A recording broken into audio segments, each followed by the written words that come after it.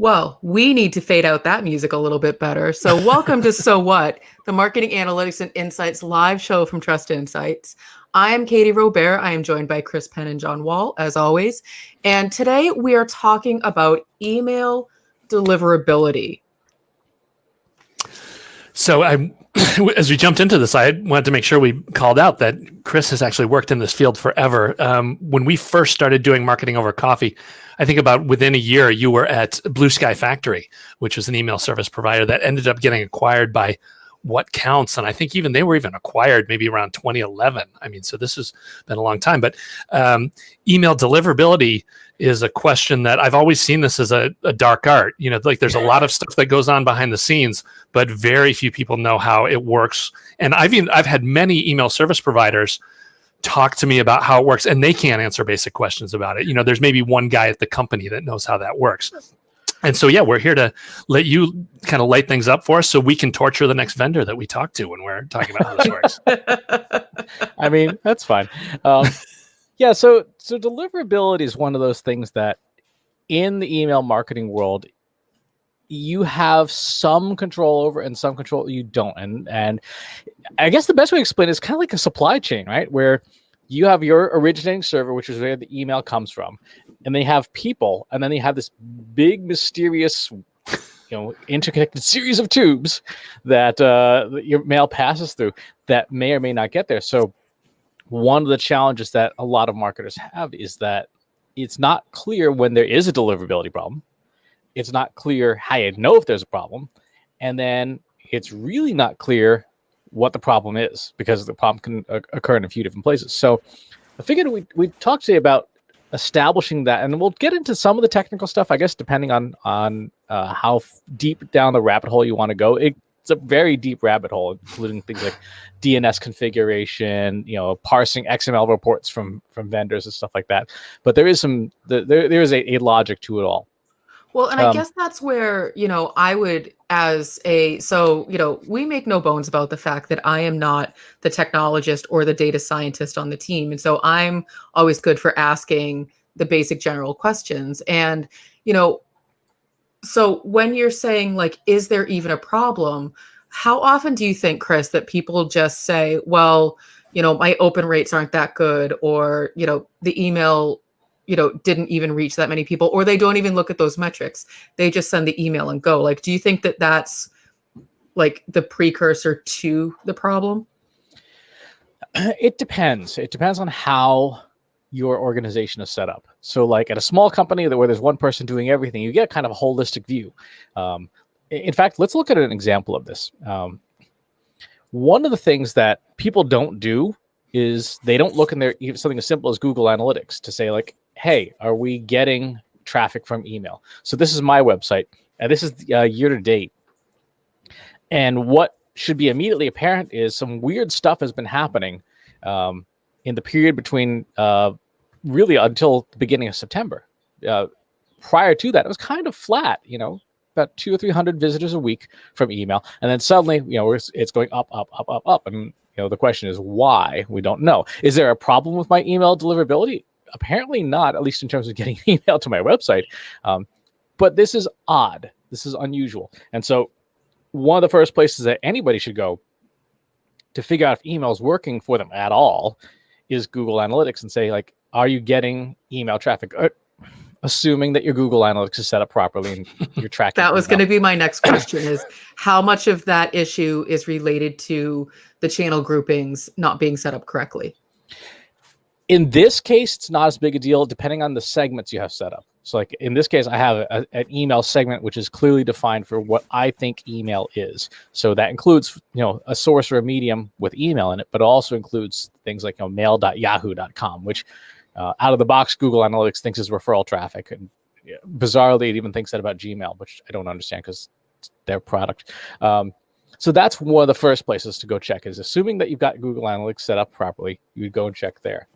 The second place you go check is in your software, right? So if I pull up my email software rates, I can see here my read rates for my newsletter, how many people got sent to, and then how many people have read it. And what I'm starting to notice is that, as of really the last few weeks, the read rates have been up considerably from where they were, in the beginning of the year, where it was, 13, 14%. So this makes more sense if I'm getting more people to actually read the email. But So, this is still Chris, small numbers, though. So, Chris, one of the questions that someone's asking is Google Analytics even the right tool for a small company? I know that we could go off on, a whole topic about that. But so in this instance, you're probably using the free version of Google Analytics, which is appropriate for any size company. Yeah, I mean, Google Analytics is inappropriate once you hit the sampling limits, right? Once you're getting 1 million visitors to your site a day, then it's time to upgrade to the pro version. But if you're under 1 million visitors a day, you're probably good with the free version. If you're if you're at 1 million visitors a day, you should be monetizing that and be able to afford the paid version. So I do see that my read numbers, even though the audience size is increasing, the read numbers are holding relatively steady. So I might have a deliverability problem because I may not be getting through to more people. If your list is growing, but your opens aren't growing, you might have a problem where, hey, you're throwing stuff out, but it's still not landing in new spots, right? So that tells me there may be something up here. Open rates are important to look at. Click rates are important to look at too, because there are a lot of email companies like Gmail, Outlook especially, where they won't load images by default. And if the image doesn't load, the open doesn't fire. And you don't see that in the open rate, but you can see it in click-through rates.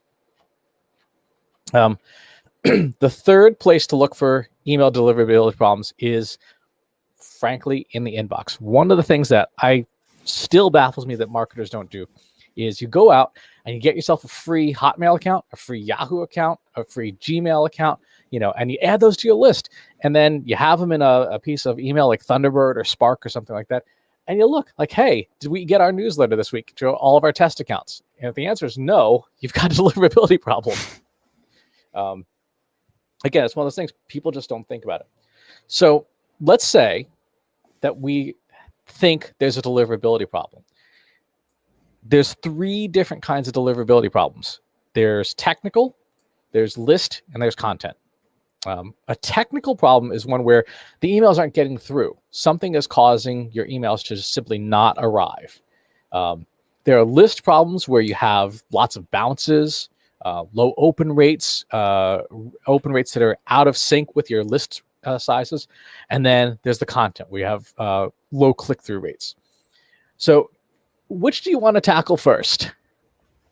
I'm trying to think of sort of the, common denominator. And so let's start with content and then move on to list and then technical.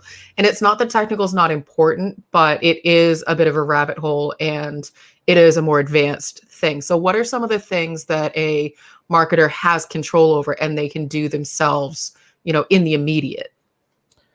So there's stuff in each of these that for the content is actually one of the easiest to address. And one of the things that I love doing is making it an unsubscribe that you literally cannot miss. Like if you cannot find my unsubscribe button, you need medical attention, right? You need to see an ophthalmologist because it literally takes up the entire screen.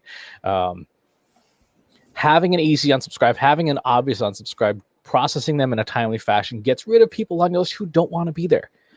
And the more you do that, the better your list performs because you will have higher open rates. You'll have fewer spam reports, things like that. So from a content perspective, A, making it easy for people to leave, like really easy. And then B, and I know this is so trite, have content worth reading. I mean, it's like 101. But here's the thing, like this is the easy test. If you were reading your email and pretend you didn't work at your company, would you still want to get this email? Like, would I still want to receive the Trust Insights newsletter if I didn't work here? In my case, it's like there is unique data every single week. And I know how the data is produced because I produce it. But even if I wasn't producing it, I would still want this information. I would still want to, like, what is happening with Instagram, right? what is happening with Instagram Reels? Like, how is it impacting stuff? So that, from just a stupid content perspective, when they hit you with the obvious bat, make stuff that's worth having. If you look at a ton of the emails that you get every day, a lot of them are like, okay, would I miss this? Here's a quick question, and either one of you answer this. Or if you're on the field like David or Tristan, feel free to comment as well. Without looking in your inbox, name as many of the newsletters as you subscribe to as possible. I'm probably not the good person to answer this because I tend to I don't read newsletters. I personally I sort of find them to be just a bunch of noise. And I've even commented on our newsletter that it's very dense. There's a lot of information, which means I'm the wrong audience for it, but that's okay. John, what about you? Yeah, well, it's funny. You kind of hit the point in that I am either a fanatic about it or I don't subscribe at all. So it's like I've got Almost Timely, In Ear Insights, Marketing Over Coffee, Seth Godin, Simon Sinek, and the Stoic guy, Ryan Holiday. Trust me, I'm lying. So like those 6, it's just like bang. I know every day. Well, they're not all dailies, they're daily, weekly, monthly, but like, yeah, those come in and I look for them. And probably DC Comics is another one too, which I've just stopped getting randomly. Like that's a good example of this too, is that, I don't know, I used to read it every week but it doesn't come to me anymore. And now this is the first time in like months I've noticed like, oh, it's actually gone. But yeah, it's, you're not kind of doing a boring company newsletter. Like it's got to be really interesting, exciting content for your tribe. And those are the people that you want to get because, yeah, there's no medium in email newsletters. Exactly. And I guess, Chris, one of the questions that I wanted to ask you is, do you think that marketers are nervous to make the unsubscribe button very obvious because they're afraid of losing people? They're afraid that if you make it easy for them to unsubscribe, then they're just going to go ahead and do that, and then their numbers will go down? Yep, because they're measuring the wrong things. They're measuring, raw list growth. They're not measuring in, say, Google Analytics to look at, how much what is your newsletter actually doing for you, instead of, because every subscriber you add to a newsletter is an extra cost. It may be, a tenth or a hundredth of a penny, but it's still an extra cost. But because companies tend to measure on vanity metrics, like how big is your list, people have a tendency to focus on the wrong thing. And so they think that, if I just have, 1,000 subscribers or 10,000 subscribers, I'll win. So the way to take that newsletter data, by the way, the idea of which ones you subscribe to, if you then look in your inbox and you see a whole bunch that you didn't remember, it's probably safe to unsubscribe to them because they weren't enough to be top of mind. So that's content. The second thing that, again, people don't do enough and they rely too much on software to do for them is clean your lists. I can't begin to tell you how important cleaning your list is frequently. When you look at unemployment numbers coming in through the Department of Labor and the Bureau of Labor Statistics, it's like 1 million people a week losing their jobs. Structural employment's like at 14.2% in the United States, which means that your email list is decaying rapidly every single week. More and more stuff doesn't work. And a lot of people use software, and there's varying degrees of good and bad software, like MailChimp and Salesforce Marketing Cloud, Marketo, Mautic, etc., that like to say, yep, we handle all that for you. But they don't do a great job of it. Sometimes you have to get into the weeds. Like sometimes you have to dig in and actually check to make sure that your software is doing what it's supposed to be doing. So let me give you an example real quick here. I use AWS for the back end of my email delivery, which means that Mautic is, AWS is nothing more than a big pipe. And you just, connect your software and just pours email to the pipe.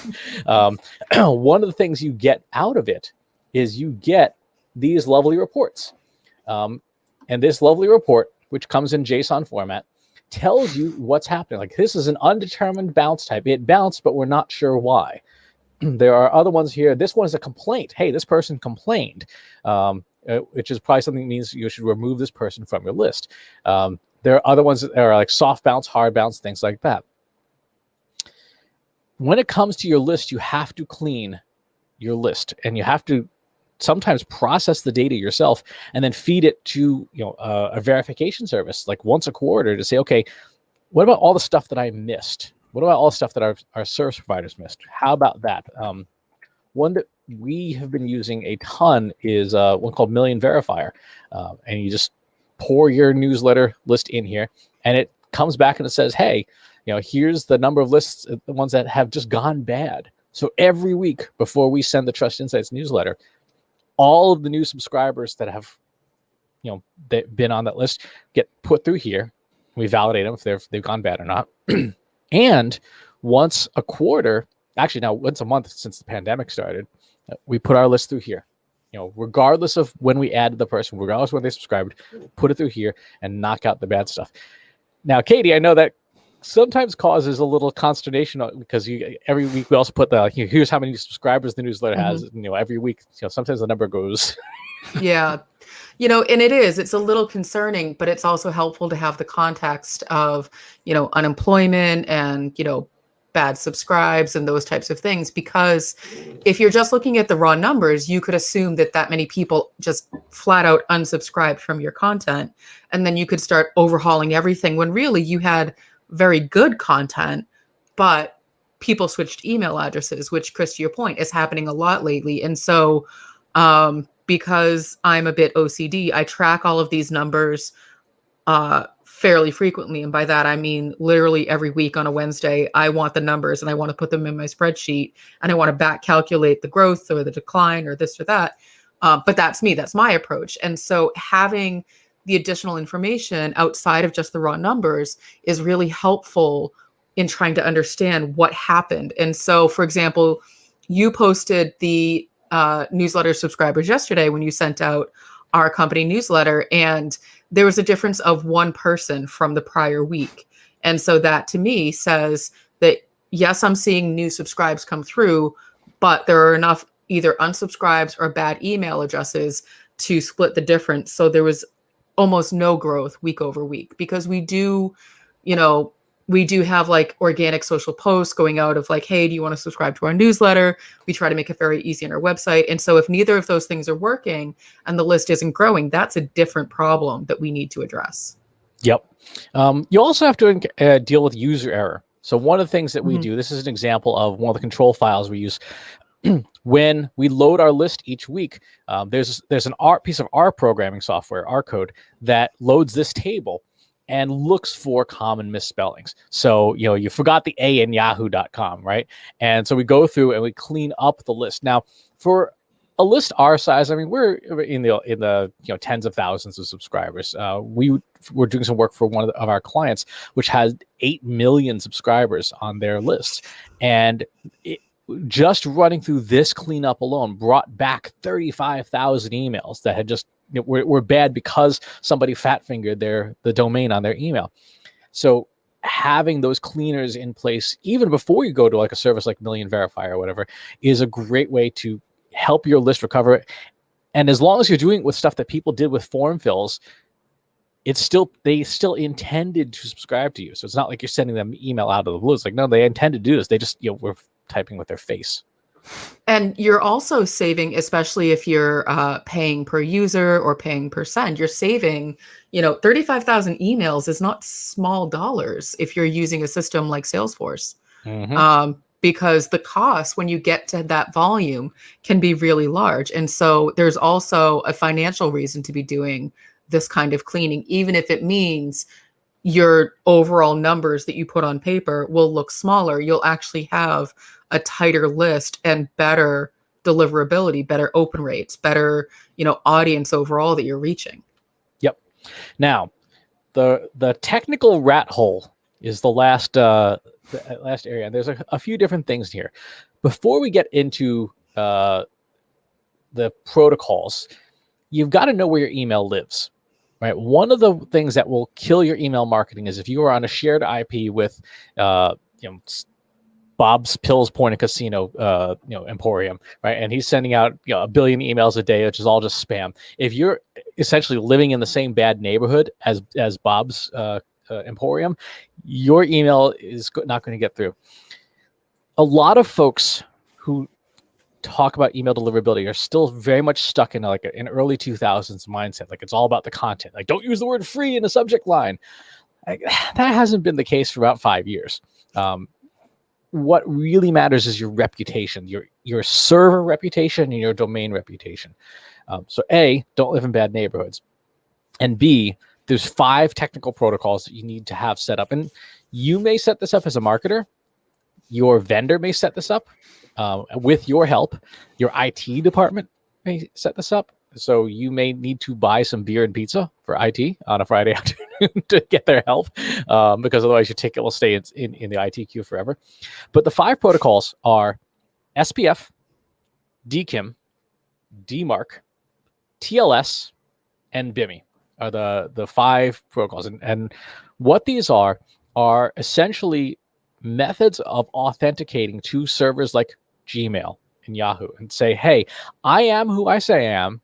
When you see email coming from this server, it really is from me. It's not pretending to be me.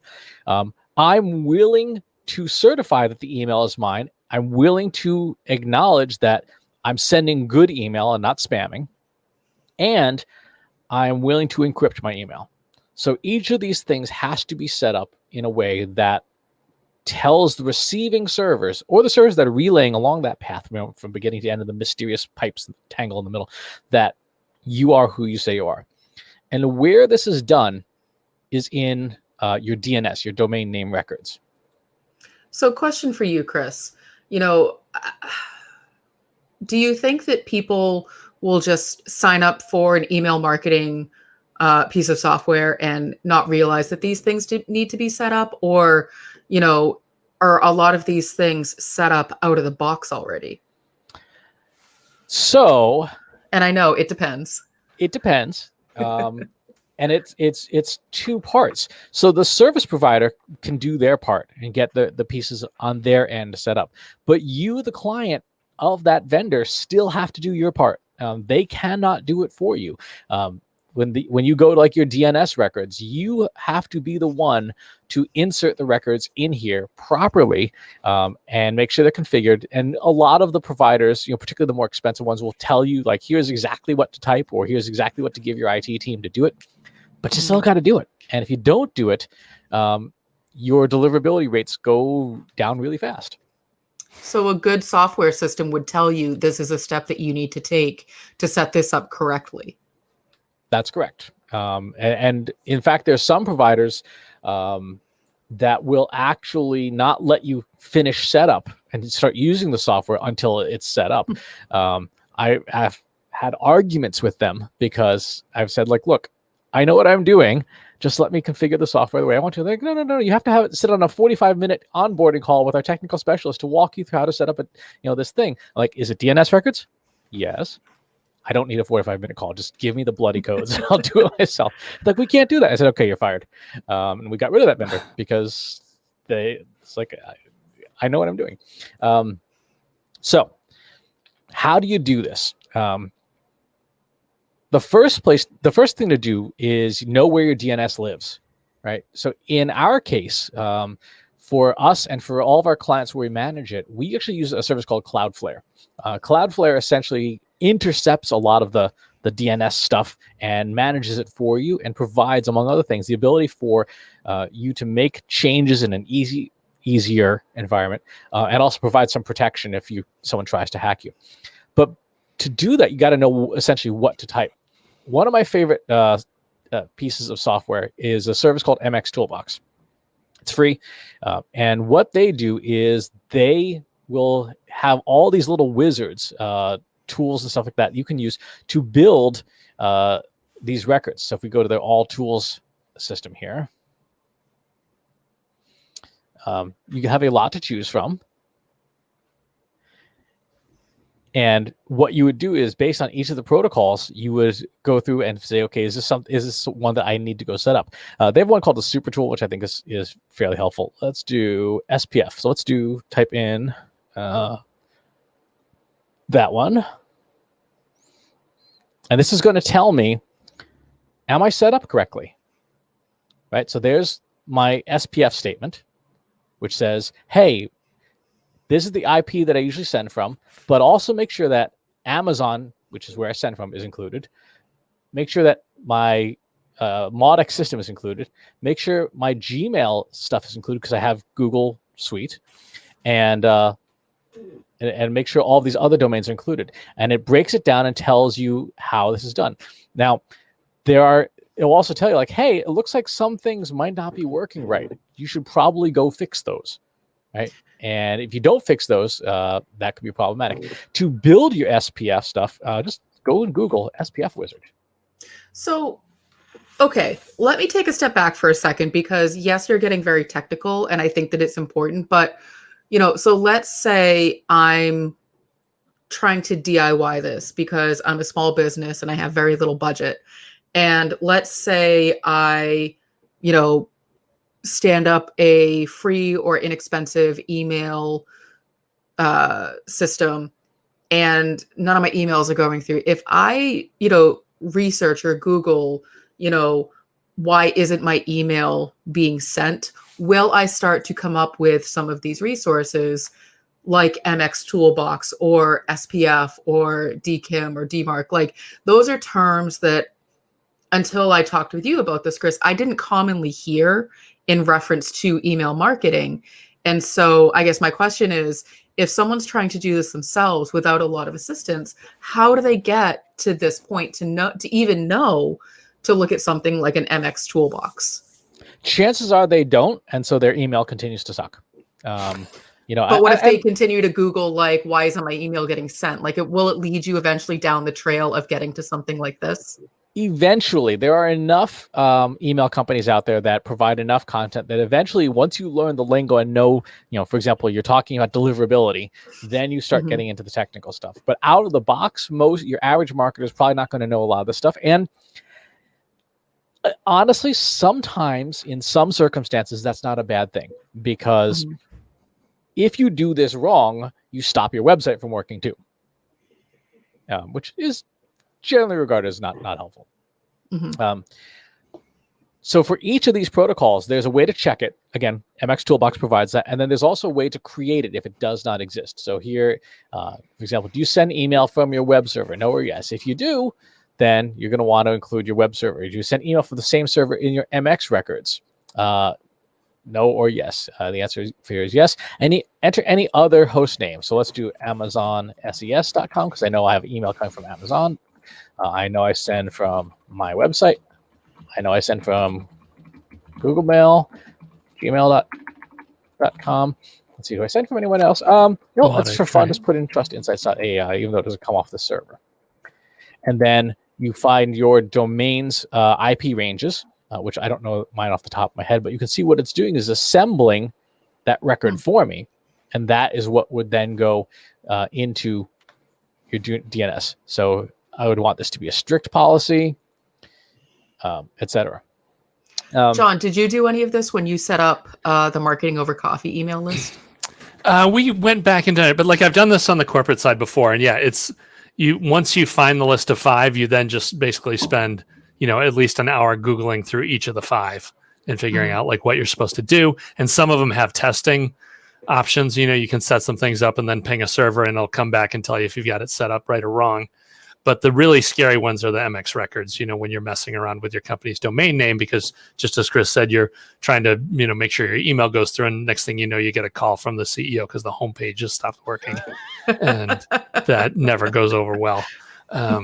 So yeah, it's like a really ugly and painful thing. And I've heard that when you go top shelf, if you have an email service provider that you're going to pay, $50,000 a year, like just as Chris said, your account rep will walk through all this and make sure everything's okay before they even turn you on. But for every other service provider, all of the grocery lists of email service providers that small businesses use, like they don't even touch upon this stuff. So, you kind of have no idea if it's working or not. Yep.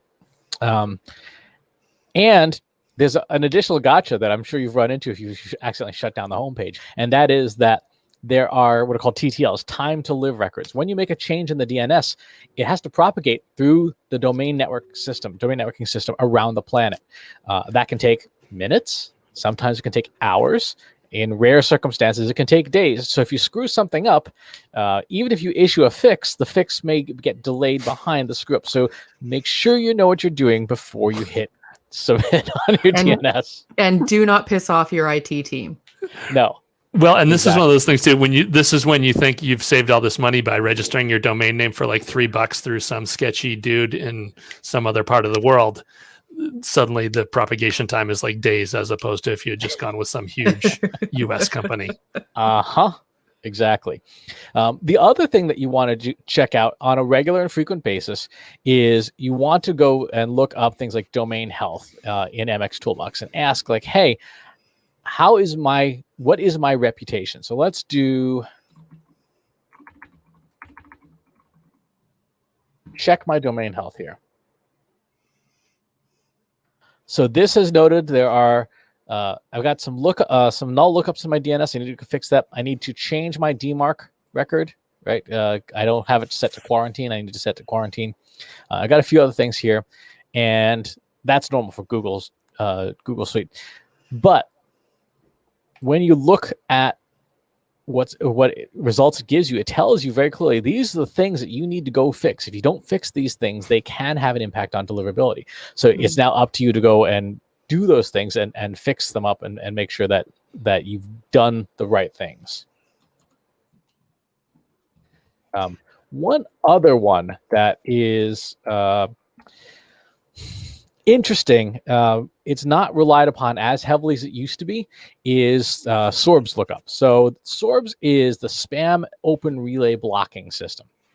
And what this does is it is essentially when there are enough complaints to your domain, you end up showing up in a blacklist that is blocked by all these different providers. The big one that is causes a lot of people pain, particularly in B2B, is Barracuda, because Barracuda firewalls sit in corporate networks and they are sit in front of the mail server and they will just eat your mail, and you won't know that your email never got through. You're just like, hey, our trade show list from our last conference, nobody's opened our emails. Yeah, it's because the Barracuda system just ate it all because you had enough complaints in there. So what you do have to check up on a regular basis, go look up your domain.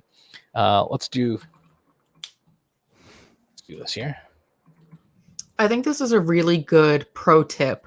So even if you don't have the technical resources to fix up all of those other pieces, even just knowing if you're getting blacklisted is a step in the right direction. When I worked, I'm not a spammer. Yeah, big win this week. When I worked a couple of companies ago, we would run into this issue all the time, but we didn't have the technical know-how to go look for all of the other protocols and things that were getting fixed. All that we knew was that Barracuda was actually the biggest issue, and we would constantly be on the spam list, and we just had no understanding as to how to fix it. And it was a huge issue because we then couldn't reach people. Yep. One other, it's not a hack in a malicious sense, but when you go through and like a hack and a shortcut and a pro tip. Yes, is when you have email addresses that go bad. Yes, 100%. Opt them out, remove them, clean them from your email list, and forget that they exist, right? Because you never want to send to a bad email address. When email addresses go bad, sometimes they get converted into honeypots, which means that email providers look for you to continue to send email to them and say, hey, it looks like you're sending email to an address that doesn't exist anymore. We've told you it doesn't exist. Now we think you're spamming. Mm-hmm. But what you can and should do is export the bad emails into a separate file, encrypt it for safety, and then you can load it to Facebook and Twitter as retargeting options, because what some people don't do is they don't necessarily always update their email address tied to their social media profiles. And so you can recover at least some part of those people and show them ads like saying, hey, you used to be subscribed to the In the Headlights newsletter. We're pretty sure your email address has changed. If you still want to stay subscribed, go click here to resubscribe with your current email address. And that would only be shown to people who you had bad email addresses for. Now, again, for a small list like ours, that's like 50 or 100 people. You could probably manually just go find those individuals and send them a direct message. For our one client that had a list of 8 million, 1 million of those addresses went bad. So that's clearly the case where they want to have some of that automation to help them out instead. That's a really good point. And I think that that is really, especially when budgets are slim and teams are, getting cut, really thinking about how you can do more than one thing with the information that you have is such a smart way to think about your planning moving forward, where, an email list of people who, have gone bad, like a lot of people would just delete that information, but you're saying there's other things that you can do to either get those people back or continue to have them see your information just in a different format. That's so smart. Mm-hmm. Now, the last thing we're going to cover on the technical stuff, and then we'll leave it be, is every time you send an email, you will get what is called a Dmarc report. And this is from the individual vendors. I'll bring up one here. And it's a zip file, which contains an XML file, which contains something that is almost unreadable. There are tools, Mxtoolbox has one, where you can load that file in and it will interpret it for you and then tell you what that provider sent. If for the big providers, Gmail, Hotmail, Yahoo. Yahoo, by the way, is surprisingly important. You would not believe the number of corporate email systems that actually use the Yahoo backend for their email servers. I'm constantly shocked, like, so-and-so's, coffeeshop.com or whatever is actually running on Yahoo Mail on the back end. And it's just a leftover legacy. But you get that report, and then like once a month, you load it into the Mxtoolbox analyzer, and you say, hey, read through it. This says you sent 6 emails yesterday to google.com. All 6 from my domain failed, right? And so I need to go and fix something in my Dmarc record is wrong because I'm failing. SPF, for alignment, 6 passed. For authentication, 6 failed. So I need to go fix my authentication. Same for DKIM. I had a passes on authentication and a fail on alignment there. So you don't need to do this with every single vendor, every single Dmarc report, because if you've got Dmarc set up correctly, you're going to get hundreds of these reports every time you send an email. But once a month, get the big reports from the big providers and look at it and go, okay, if I've got 0% compliance, something's gone wrong. If I got 100% compliance, great. And it should give you a sense of like, yeah, I've got things set up, or no, something's wrong on the back end. So to wrap up on the topic of deliverability, there's 3 things that go wrong. There's technical, there's list, there's content. Content's easiest to fix. Make good content and make it easy for people to leave. Clean your lists like crazy. And on the technical, set it up, do it right the first time, and then monitor it, monthly to make sure that you're continuing that everything you got set up here is correct. By the way, when you do your DNS edits, you will almost certainly find other things wrong that are not related to email that you didn't know were wrong. And it's an opportunity to improve other parts of your digital marketing infrastructure. So with that, do folks watching have any questions? We had David ask a question early on asking about analytics, email analysis software, stuff like Litmus or Email on Acid. And I know back in the day it was Return Path, but now I forget, they have a new name. They just got absorbed by somebody. But what's your take on that kind of stuff? It depends. Those are good. Something like Litmus. So Litmus we used at the email marketing shop a fair amount.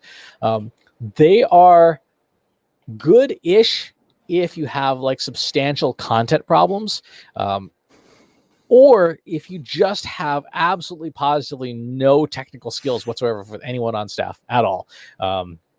If you have someone who knows DNS reasonably well, in IT, these services will be validation, but they will not necessarily be substantial improvements. If you have none of that, they're not bad.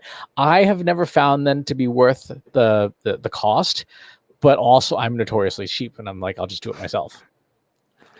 Yeah, there's a lot of the problem is there's like 500 different things you could look for, and any one of these tools do maybe 100 of them. They're kind of all over the place. But one thing that I have found useful is if you can find any kind of tool where it gives you back a dashboard of what the email looks like in multiple platforms.